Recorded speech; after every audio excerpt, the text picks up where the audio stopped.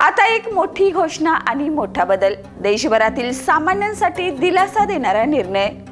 22 September पासून लागू झालेले जीएसटीचे नवे दर. आता फक्त 2 स्लॅब, 5% आणि 18%.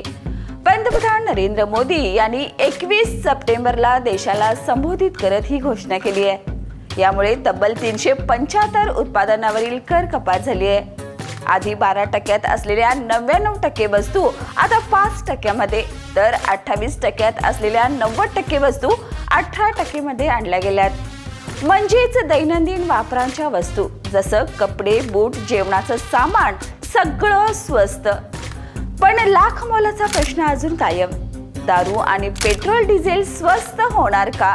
उत्तर आहे मोठं नाही. कारण मद्य आणि इंधनावरील जीएसटी लागूच नाही. त्यावर राज्य सरकार वेगळे कर आकारतात. म्हणजेच दारू पेट्रोलच्या किमतीत बदल नाही.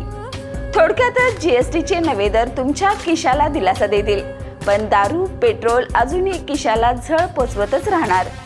या आणि अशाच ताज्या अपडेटसाठी पाहत राहा तारा न्यूज.